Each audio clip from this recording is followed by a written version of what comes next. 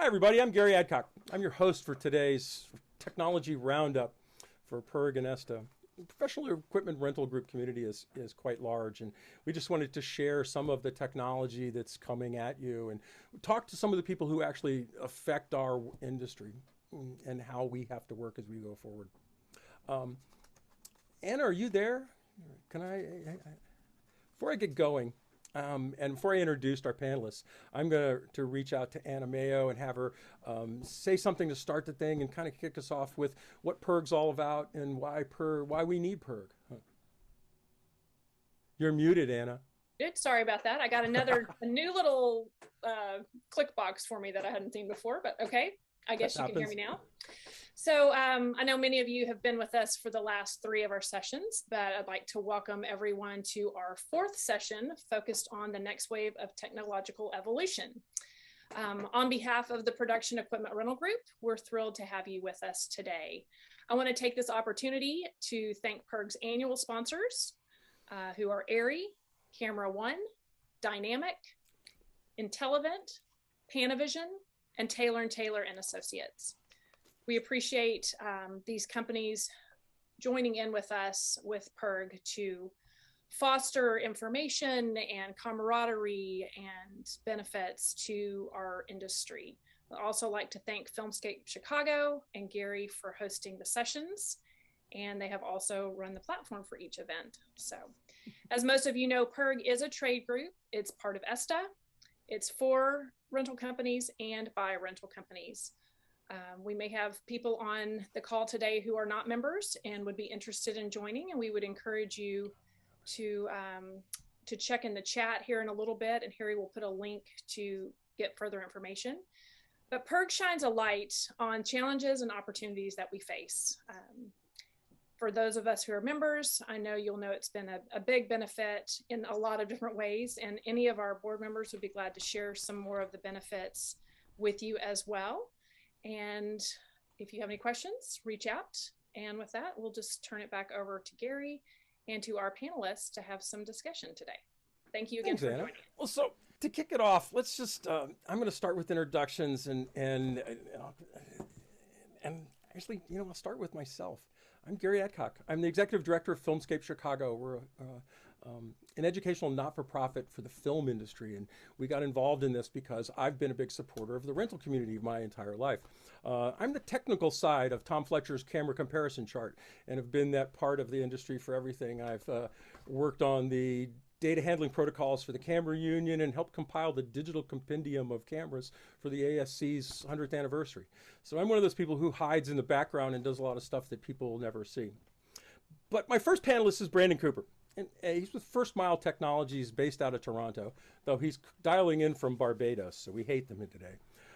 Brandon spent the last 25 years building solutions to help creatives produce innovative work. His background in the never-evolving fields of image acquisition, optics, and camera technology have led him to develop a keen sense of assessing technical challenges and finding creative solutions. After years of outfitting cinematographers with tools and technology support to create stunning images, he now endeavors to invent new ways to get those same images where they need to be as quickly and as securely as possible. Brandon and his team at FirstMile Technologies have taken connectivity in the film and media production industry to new levels, from providing reliable, secure, and simple streaming solutions to pioneering new ways to move data from set to post. FirstMile continues to innovate, exhibiting how the connected set reshapes both production and post workflows. Next up is Stephan Ukas-Bradley. Stephan and I have been friends for a long time. We work together on some things. And Stephan is the Director of Strategic Business Development and Technical Marketing for ARRI, Inc. He started his career at Arnold and Richter Cinetech in 1988 as an apprentice. He was a service department from 91 to 94 before transferring to the U.S. later on. He performed a variety of roles, including supporting the launch of ARRI Laser and ARRI Scan products, supervising camera service and lighting, along with assisting with the development of the Airflex D20 and D21 cameras. Joining the camera sales team as product manager in digital production in 2005, Stephan was instrumental in the launch and adoption of the Alexa platform. Since 2014, he's been shifting his area of responsibility to strategic business development and technical marketing. Ukas-Bradley is an associate member of the ASC, member of the Television Academy, and SMPTE RS OSIV, and the SMPTE RIS OSVP Advisory Group. But last but not least is Michael Cioni. And Michael, of all of us, is obviously the most well-known. And Michael's been recently recognized as one of Hollywood's most influential people in tech by The Hollywood Reporter. He's a 4-time Emmy winner. He was the co-founder and CEO of the Post House Light Iron, and after it was acquired by Panavision, Michael served as product director for Panavision's Millennium DXL 8K camera ecosystem. As senior vice president of global innovation at Frame.io, now an Adobe company, Michael leads numerous workflow innovations, including the breakthrough camera-to-cloud technology that we all are interested in. He's an active member of the Academy of Motion Picture Arts and Sciences and an associate member of the ASC. Michael focuses his efforts on combining the aspects of technology and creativity together with the filmmaking community, as well as mentoring and educating people throughout the global industry. These are like some great people here, and I'm going to kick it off. I sent him questions to start the day, but it's really gets down to, with COVID receding in North America, crews in the Midwest here have a very, very high percentage of vaccinations. We're getting back to work. The strike has now been, agreed to. IATSE has a new contract. Where do we all think the rental community is going to go in the next few years? And how do we think that it's going to affect, what's happened so far, and how is it going to affect how we move forward? First person gets to jump in is whoever wants to. It's not going away. Yeah, it's not going away. I mean, in a lot of cases, what we've seen is COVID and the results of having COVID affect the way that we produce, the way that we shoot, has really just opened the door and accelerated this type of innovation. I mean, there's no question about it. All of us were working on these things prior to COVID. There wasn't as much acceptance of it prior, but all of a sudden, the runway for this sort of thing really shortened when there was an absolute need. And I've heard a number of people talk about it, but there's no question when there's a pinch point and when there's a necessity for change, our industry changes. I've heard Michael talk about it in the past, and I mean, you look at the tsunami and how it affected tape and then going to file-based workflow. This is a similar sort of pathway. These tools are here, they're evolving quickly, and they're here to stay. And I think it's very exciting. Go for it, Michael. I think the interesting thing is trying to predict where the market's going to be over the course of 1, 2, 3, 4, 5 years. Once we get past 4 or 5 years, everything's a little blurry. So it's very imperfect information. But what I think is really important for this group is that we can see pretty clearly and pretty trustfully how much investment is being made across OTTs, cable networks, and networks. That's pretty predictable because they publish a lot of that and they kind of share their roadmaps. And then they're hiring a lot of writers and directors, and they're building slates of content. Obviously, it takes time to build slates of content. When you sign a multi-picture deal, well, it's going to take several years to make that. So if we extrapolate how much content is being built, how many platforms are being deployed, and the fight for those platforms to gain customers that they desperately need, that's a win for us. That's a big win for us. We want to see these, Godzillas and King Kongs fight it out for customers. We like that. That's good for creative people to be relevant. But there will be a point where it tips, and there'll be a new normal for how much content the world needs. I don't actually think it will linearly grow forever. I think there are sort of shelves and like fast growing, and then it sort of will level off. Then it'll grow again and level off and grow again. Again, the further out we go, the blurrier that becomes. But I would say between now and 2024, 2025, it's going to be a strong push for a ton of content. And about mid-decade, we will see a new normal. Some groups will die off. Some will be bought by others. And some will be merged with other groups. And we'll see a new level. But the next 4 years is going to be very, very healthy for this community. Yeah, I couldn't agree more, Michael. I mean, the pandemic basically created this content vacuum, right? And everybody is scrambling right now to create that content. There's also more play on the streaming side, you know, with Apple Plus and Disney coming up, and they all want their original content, right?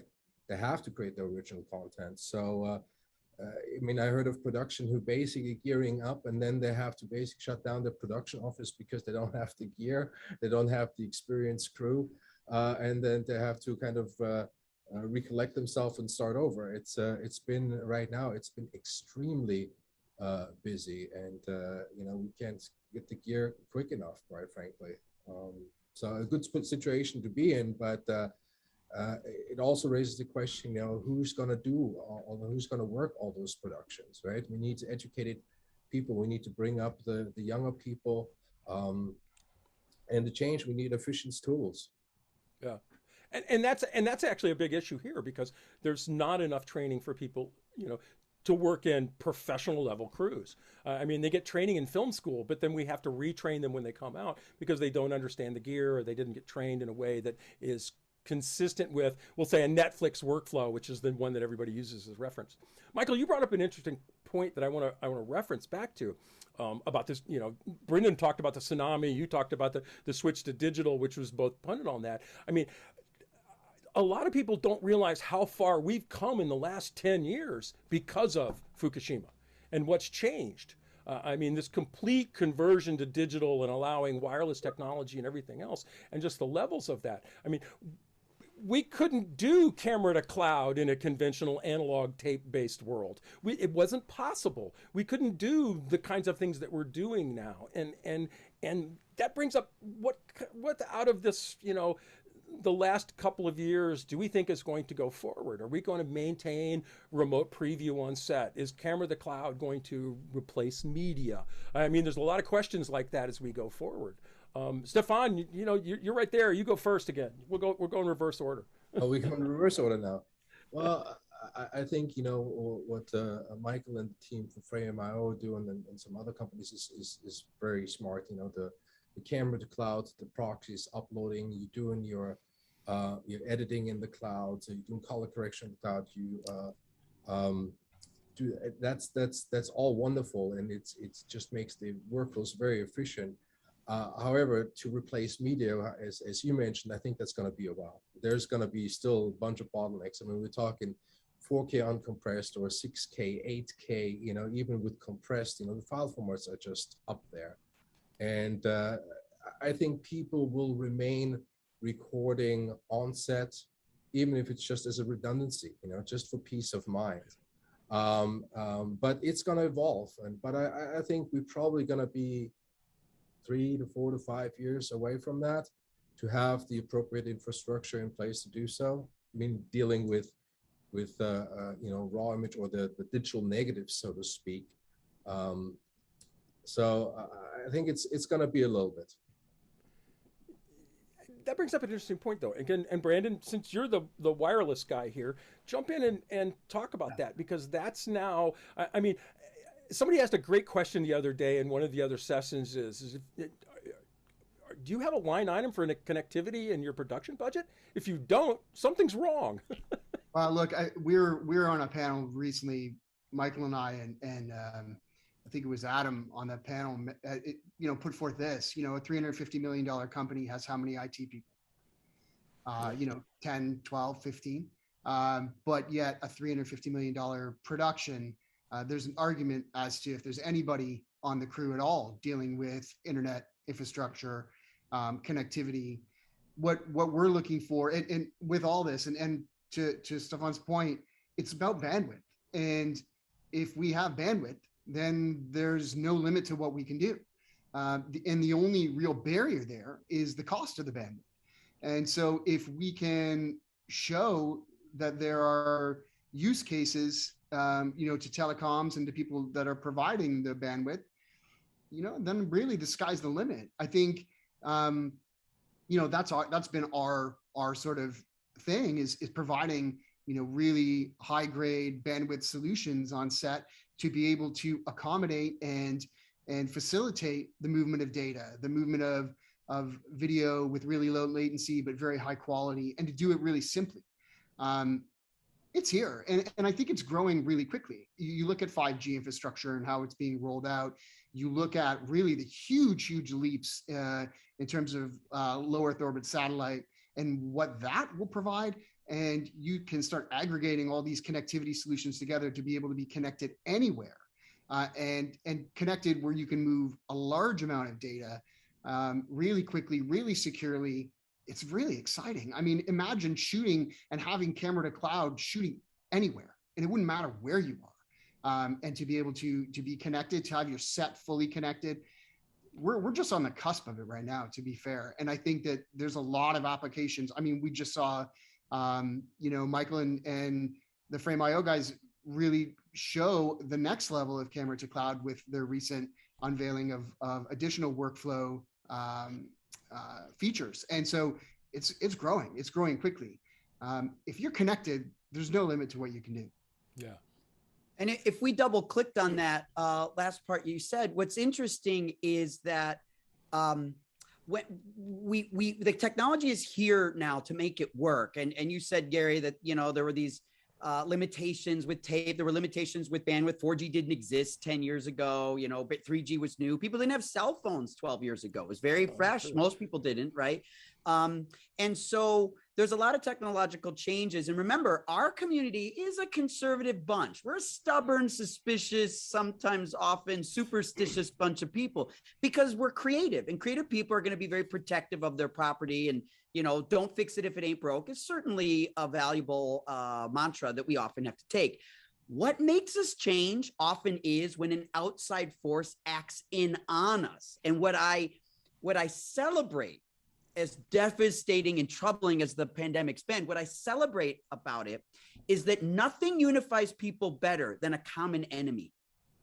And what ultimately happened is we all had to kind of wrangle together to figure out how can we make this work? And we were collective. And then the people that were, let's call the ultra conservatives or the Luddites, they sort of were pushed forward to the early adopters and the evangelists. And eventually we were able to connect everyone together and agree a new technological paradigm is actually going to be beneficial to us. That usually doesn't happen collectively. It's usually a slow burn. So the speed of this is actually useful for all of us here because we can leverage a fairly ubiquitously accepted mindset of progressive workflow.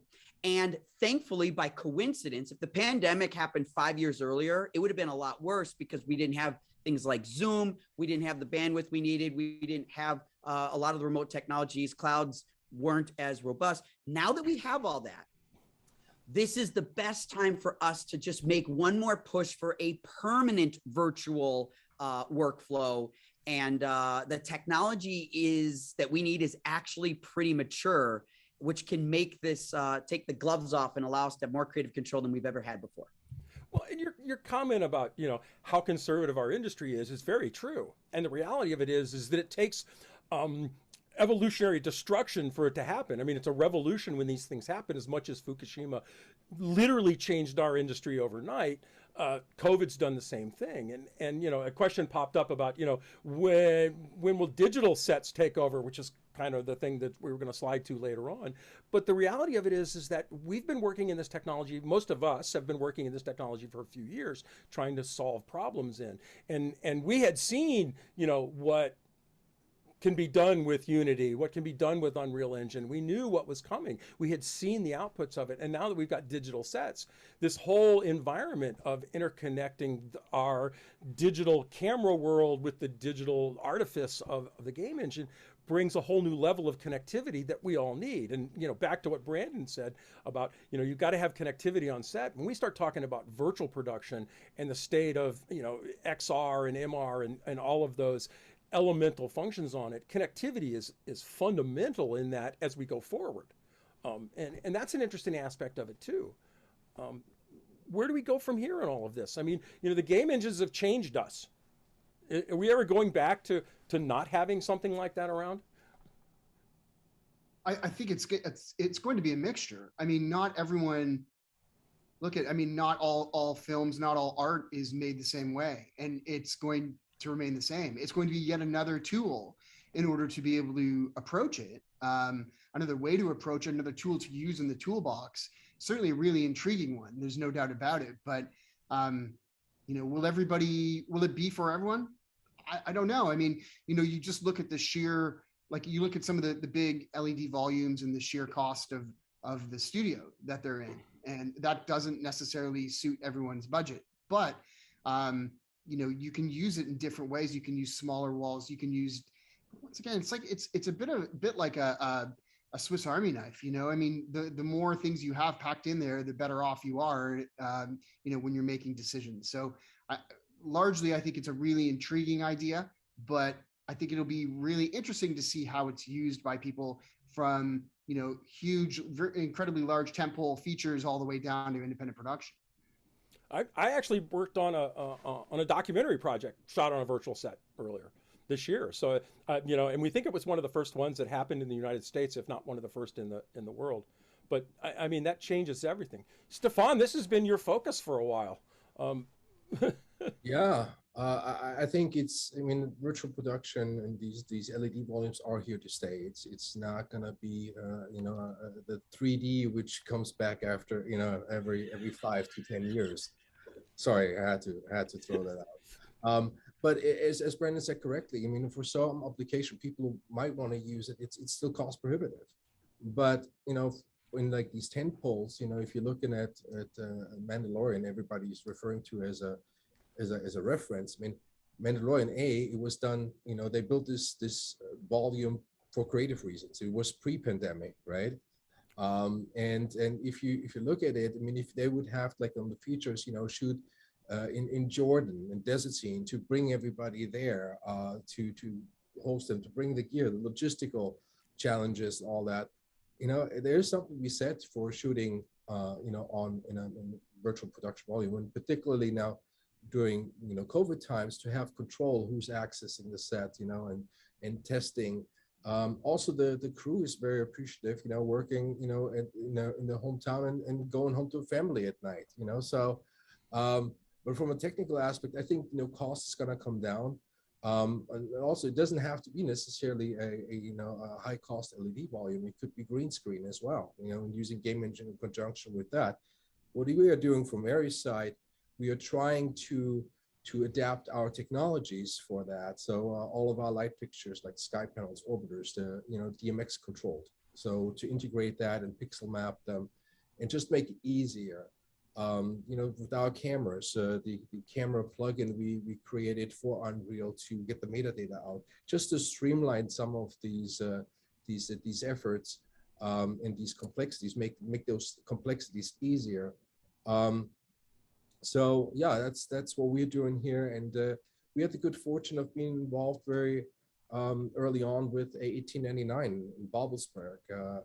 It's a Netflix production, and Reed Hastings was just recently over there and made a comment that he thought that was the most advanced, you know, virtual production state currently at Netflix or in the world, and they really do some very innovative things there. They have like a 60-foot turntable. It's about a 75-foot volume at 21-foot high. And what's also interesting, and there was just a little talk at Cameron Marsh with the DP and Nick Summerer, which you might want to also look up to. It's basically what they learned, you know, in this year or 9 months of production of season 1, and how they might have, change their approach, knowing what they know now. So it's very interesting. Again, it's not going to go away, and we just need to kind of help democratize this a little bit more. And that's an interesting point. I mean, being able to democratize it is the solution, and it's interesting. I've actually done a couple of displays and setups for people for test purposes using 75-inch television sets, because you can get away with it for miniatures. Michael, but we're in this connected environment, and the bandwidth needs of a virtual production kind of like change everything. But that really doesn't change camera to cloud or change some of the things that you've been working on and going forward. I mean, I didn't mention the whole Unity Weta acquisition, which is a huge leap in all of this, that kind of changes the landscape almost immediately for all of us. Where is your vision in all of this? Well, ultimately, that is a great announcement and very significant for the techs. Now, really solid cinema artists are going to be behind road mapping, which is always beneficial. What I think is really important that everyone understands is we have to remember all of us use proxy workflows, right? Proxy is how we work. That's what we've been doing forever. In fact, we've been doing proxy. If you really think of the core way of when we were talking in the film days, a work print was a proxy of the negative, right? And so we've always used a lower fidelity copy to work with, whether it goes back to celluloid, videotape, right? We telecine to Betacam, and then we started doing DV cam for the telecine work, and offline. And then with data, it's the same thing.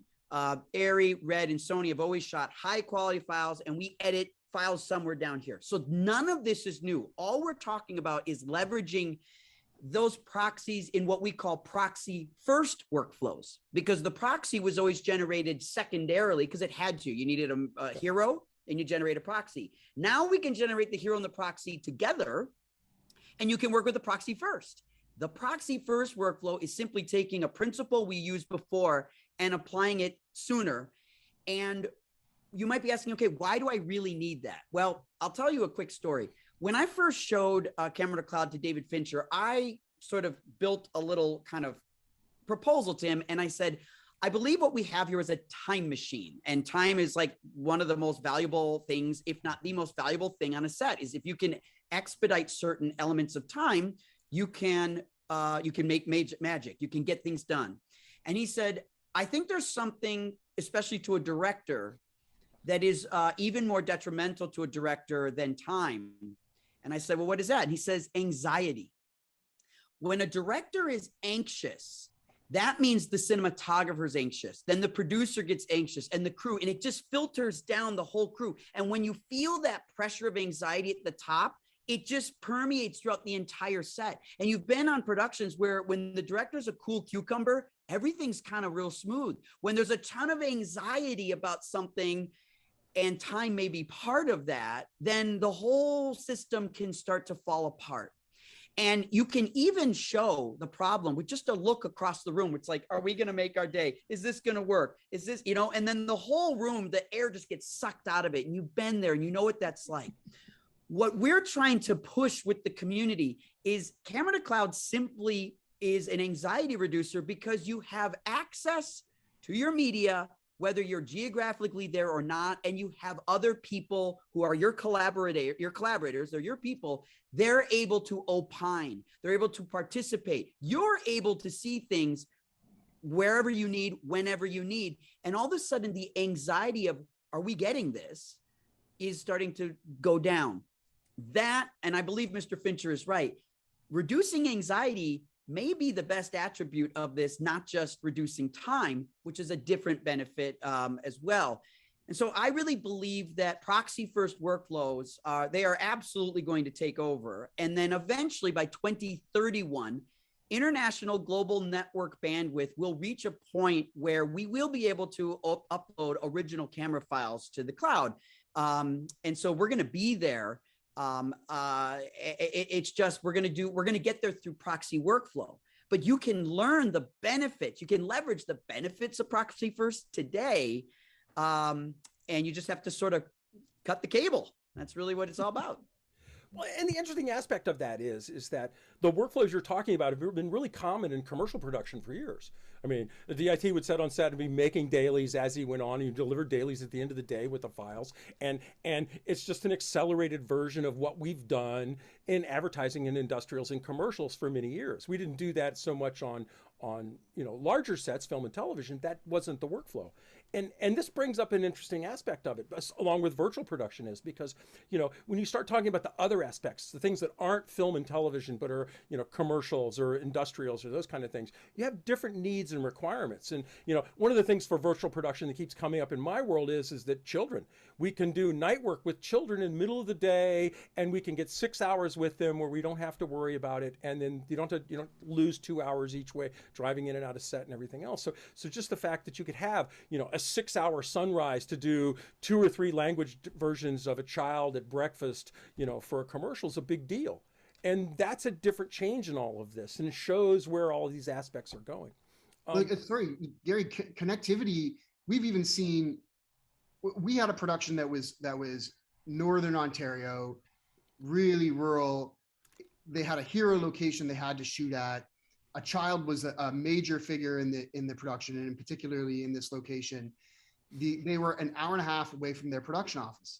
Where they were setting up their unit had no connectivity at all, 0, or so they felt. We were able to send up a gateway with some high gain antennas, gave them enough connectivity that the child was able to have their tutoring sessions at the unit rather than going an hour and a half back and forth every day to and from the production office to set, saving them a ton of time with the child acting. Like, these sort of things, there's so many different applications. It could be just general connectivity for YouTube tutoring session. It could be moving proxy files. It could be all just streaming live video. There's so many different examples of how we can leverage this connectivity to make the creative process just easier for everyone. And it's incredibly, like I said, I've said it before, I'll say it again. It's so exciting. I'm really intrigued by seeing not just what we're doing, of course, but by seeing how everyone else is using this and leveraging this in order to advance production. And that's essentially what's happening here, is that we're advancing production. And we've talked about it. Production doesn't change. I mean, from, you know, moving the camera cloud is so exciting because just simply the process that I used to use when I was a PA, taking, you know, tons of negative to the lab, dropping it through the overnight slot. We're doing the same thing with hard drives. It's no different. It's the same thing. People are delivering hard drives by hand and there's no need for it. You know, there's things like that need to change. And it's great to see that there's a really strong group of people that are the impetus for that change.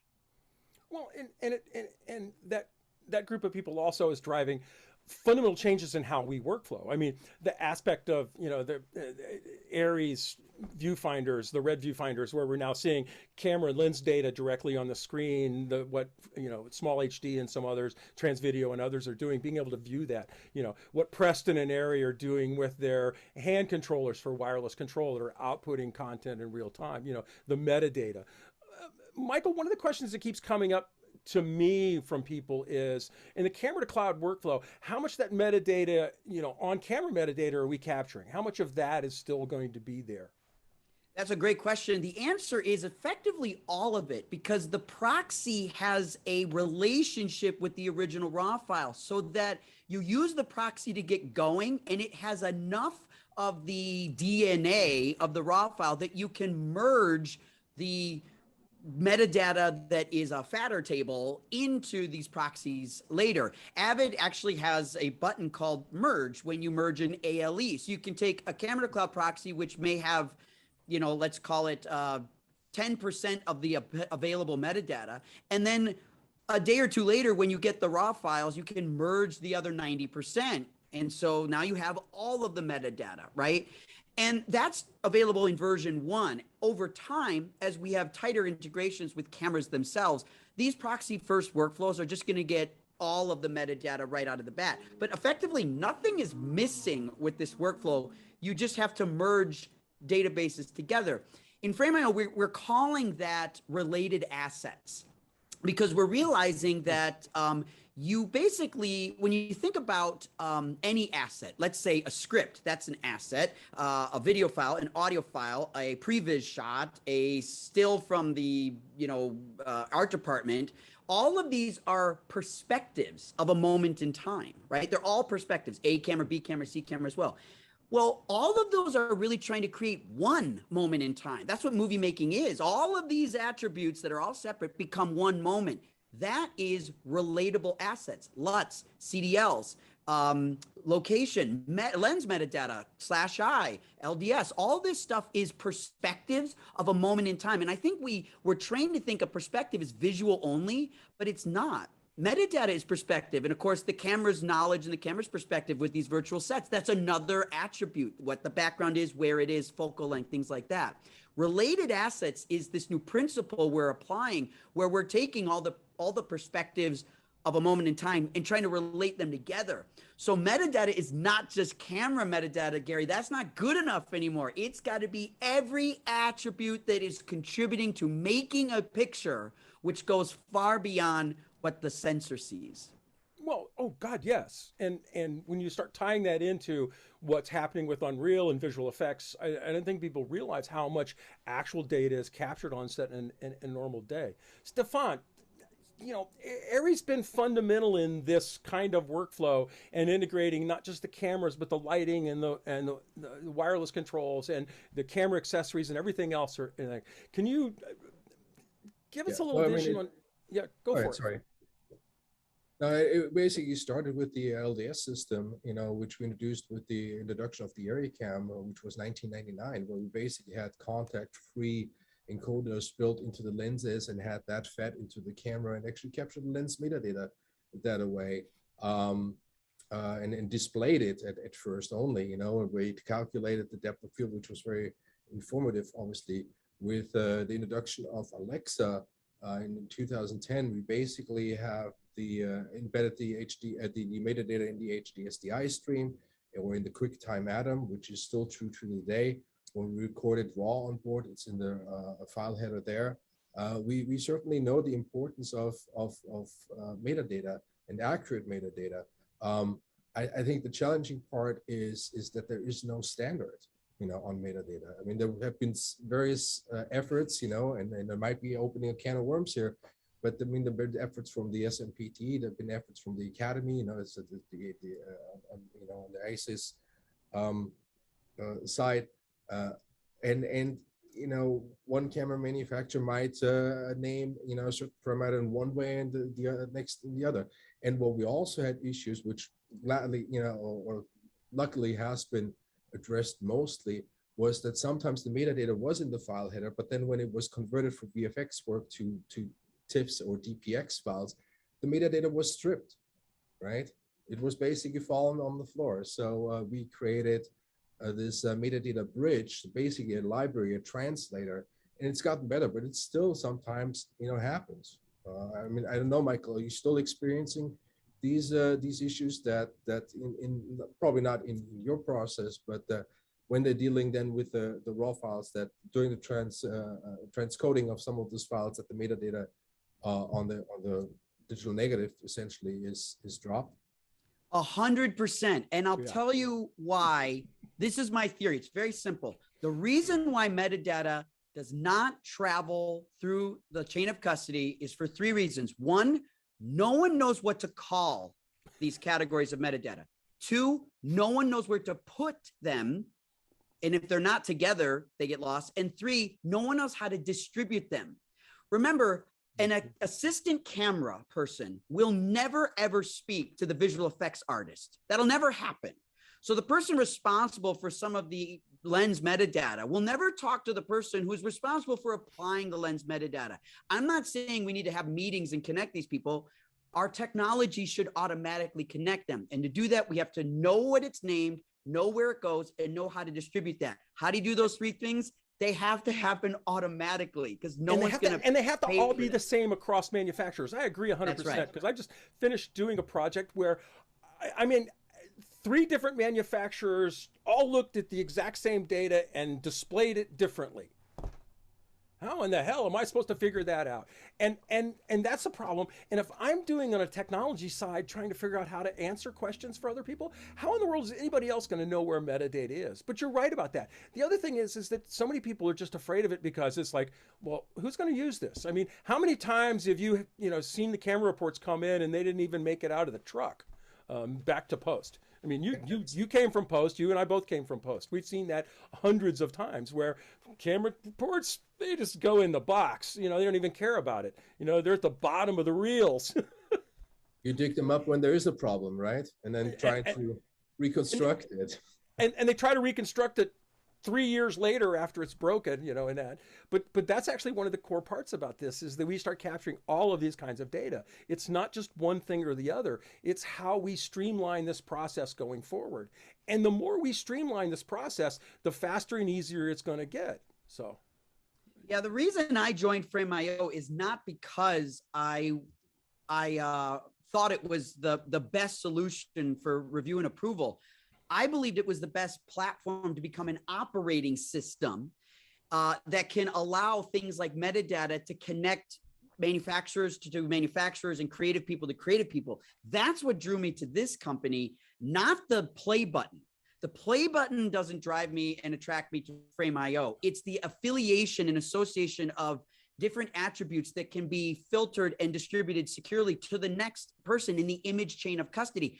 As a former owner of a post house, that's what I witnessed time and time again breaking down, is chain of custody, because people aren't really that connected to each other. We're all freelancers. People come to one show and then they're on the next show, and there's people changing. That's the nature of the business.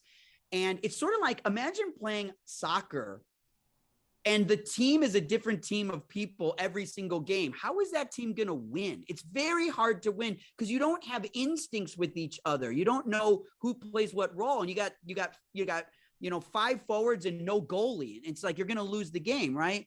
What I'm trying to build at Frame.io is an operating system so that metadata can be together, so that it can be distributed to everybody automatically. And automation is the key to how we're going to be able to do this. And you can't automate without the cloud, right? You need cloud computing to automate things. And that's why we're all responsible and have a role to play in connecting devices to each other. I'm obviously an advocate for Frame.io. We're not the only people in the world to have some of these ideas. We just are the furthest along. But I really believe in connecting these creative people with their collaborators, and believe in connecting manufacturers with manufacturers, so that AC and that VFX artist, even though they never meet each other, they are both, the VFX artist is getting exactly what they need automatically. It's perfect. Can't be lost, can't be forgotten, can't be crumpled up and tossed in a box. It's actually delivered, ready to go. And then we actually feel like we are a team playing the role. And even though we might not know each other, we can win each game. So Michael, this is actually an interesting point. I mean, as I mentioned, I think SMPT tried. It's not gone very far. Academy tried. Wouldn't it be time to get the VFX community involved and get them to define the terminology for metadata, or kind of try to actually come up with standardized descriptions? Well, I know the maybe ASC that's is what working. Weta can help with that too, because with Weta and Unity and things like that, these are people that actually are experts in this arena. And so their contribution to this process could be really valuable in trying to standardize that. Yeah. Well, one of the things I find interesting about, all of the workflows is that we all came from, bespoke workflows. We build a custom workflow for every project we work on. And what Camera to Cloud has done for me is remind everybody that I work with that, while we think our applications are bespoke, the reality of it is that they're not. There's some aspects of them that are bespoke, but most of the work we do is pretty mainline. Brandon, you haven't jumped in here in a little bit, so let's talk to you for a second about, with the connectivity side of this, what are our limitations for the future for, how are we going to be able to do this? Well, I think these guys are doing a good job. It's one of the reasons I haven't jumped in, but I think largely, I know what we're trying to do. We see what Stephan has done with the cameras. We see what Michael is doing with a platform, and all we're trying to do is connect the dots. So we're using the bandwidth that we can bring to you and devices that we can provide with the highest level of connectivity so that you can set it and forget it, no matter where your location is. And it will take what the camera is making, and it will send it quickly, securely, instantly almost, as it's being made, right into the platform of choice for review, for transcoding, for whatever, to be delivered from set to post instantaneously. And I think really for us, that's what it's about. It's we're just trying to keep everybody connected. But it's a challenge to do that because levels of connectivity differ depending on where you are. You can be in a city and find pockets where your connectivity is really, really substandard. You can be out in most instances we found over the past year, really easy to be able to keep people connected when they're shooting, say, downtown Toronto. But 90% of the productions that we've been on, they're not shooting just downtown. They're shooting in quarries, they're shooting in woodlands, they're shooting in crazy areas where there's very little connectivity, yet they need to rely on it in order to keep their productions rolling. It'll become even more important as we get going. But what we're tasked with is making sure that string in between the two soup cans is never cut. So that's really, for us, that's what the key is. And I think that's going to be the key moving forward, is that you don't think of connectivity as just something that you can deal with last minute or you can hand off to just anyone. It's as important as your Frame.io account, as your camera. And really, you have to have them all together in order to be able to be really effective. So it's possible. There's no question. And I think it's really intriguing. I get excited when I think about, an ARRI camera and being able to interact with that, to be able to get shots that are needed for the background of a virtual set, of put into Unreal Engine and having actors. You could literally do it in almost real time. You could have a certain camera person out in the middle of the desert, like transmitting, shots that they just took that can be put into a background where there's a crew waiting to shoot a scene that needed it. And then have all that information uploaded into Frame.io out of your camera instantaneously. Like, very, very cool. These people never have to meet. It can be done really quickly. The potential here is immense. I don't think there's any question.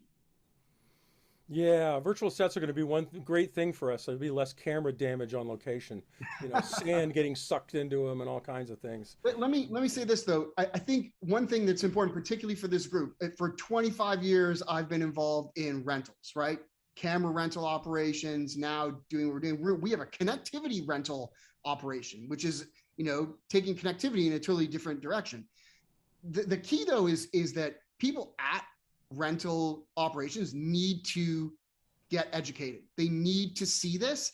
They need to get involved, because I think as a manufacturer, they rely on feedback from the people that are putting the gear out, and that chain is broken if the rental houses aren't involved. So I think most rental operations right now are looking and connectivity. I got too much other stuff to deal with. You need to start thinking about this, and you need to start getting involved and start becoming part of the solution here. And I think we can't make this grow into a ubiquitous tool unless we have a rental group, a rental house involved. It's going to take a lot longer. It's going to be a lot harder. Well, and that brings up an interesting point. The technology is always moving forward, and the gear sometimes moves forward and sometimes goes backwards. I mean, with old lenses on new cameras and things like that. But I think as we go forward, it's going to be a constant evolution in our environment. Stephan, we've got a couple of minutes left. I'm going to let Michael close, but why don't you chime in here and what's ARRI have on the future? How do you look at it to support the rental industry, and what can the rental community expect from both the lighting, the camera, and the developmental side from ARRI? Well, I think it boils down to what Brennan just alluded to. It's the connectivity on set, right? And rental houses need to build that capability within their organizations, because it's going to come up. I think we're going to see video over IP as a very, very interesting solution. I mean, it's already done in broadcast. Remote controllability of remote heads, right? I mean, our SRH, our stabilized remote head, you can, you can do wireless control up to 2.5 kilometers away with the 900 megahertz, radio module, or you can basically tie into your network here, and we have our colleague in Munich operate it. These kind of functionality will be getting more and more. So yeah, my advice for the rental houses: build that capacity, build those capabilities in-house, because you're going to be confronted with it. Michael, you get to close out. Yeah, I mean, I'm just really excited. I think I want to close with where I started, which is truly that this is a really excellent time. When I like the idea, Malcolm Gladwell, in one of his books, like forgive me, I can't recall which one, he talks about positivity bias and the importance of positivity bias. And so we might call that glass half full, right? I think it's really important that when we are facing difficult times, like what the pandemic did, we have to still remain glass half full. And that's what creatives and artists and entrepreneurs can do. So I try to look at the bright side of any bad situation. And I think we're actually going to see a lot of bright sides to what's on the other side of this pandemic. And if we position ourselves to be positive and leverage the opportunities that are there, I think we're going to do very well. If we look at this as what's wrong and what's hurting us, and there's not enough this, and this takes too long, and this isn't perfect, I think you're going to do poorly. I think you can kind of control your own universe destiny based on the way you view the world. And so I try to look positively on this. And as I said at the beginning, the amount of content being created is good for us. And we can, when the amount of content eventually levels out, because it won't always be this busy. When it levels out, the question is, how do you stay relevant? How do you remain busy? How do you continue to be super valuable? I think what you do now, creatively and technologically, is going to set you up either better or worse for when it levels out. Because whenever there's a change in the industry, in any industry, there are winners and there's losers. That's normal. That always happens. When there's a feast, everybody's a winner. When it levels out, some people don't have a seat at the table. Make sure to have a seat at the table. You start to really dig into what we're talking about today. And if you have questions, concerns, fears, criticisms, let's talk. My email is michael@frame.io. You can email me. I love it. I want to debate these things because, like a jury, we can go back in the room and debate this, because we'll find a verdict if we can just really talk it out together. There's a lot of perspectives to be heard. Well, gentlemen, it's been a lovely hour. I've had a great time talking with you. We're all friends, so it's a little bit different than with other people. We're going to open up the room. There's literally been no questions, so it's been one of those odd things. We had one question on that. So I'm going to toss a couple out as we go forward here, just to close out a little bit. One of the things with virtual production, I think a lot of people don't think about is I kind of laugh in the fact that people don't seem to know IP networking. How do you work in a modern environment when you don't understand what IP networking is? And it's like, I've seen people on set struggle to connect simple objects with hard-coded IP addresses, and I'm just frustrated as hell like that.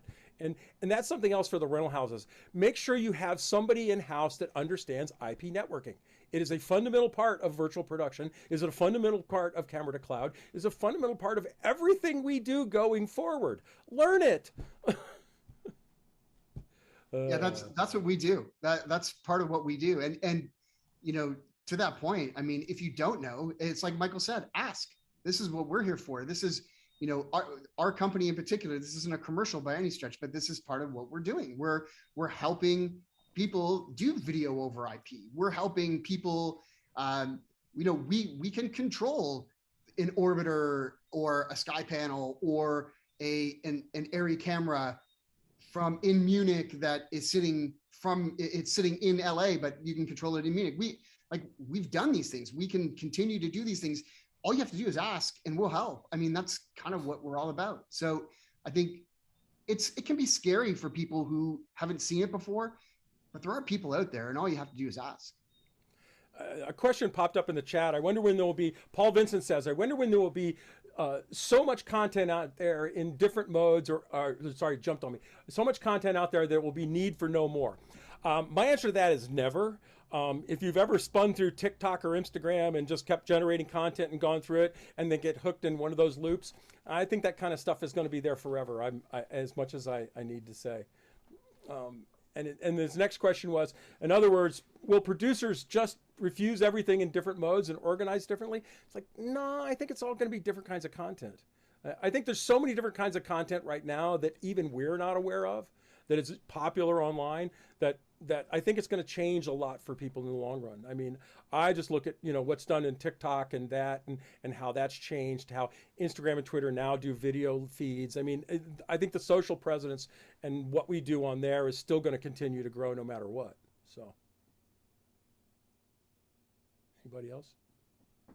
Well, gentlemen, it has been a pleasure. I thank all of you. We're going to kind of open up the room and people can hang out if they want to. If we're kind of done with our presentation, but there hasn't been a lot of questions, but I think we've had a great discussion. And I thank all of you on behalf of PERG, ESTA, and Filmscape Chicago.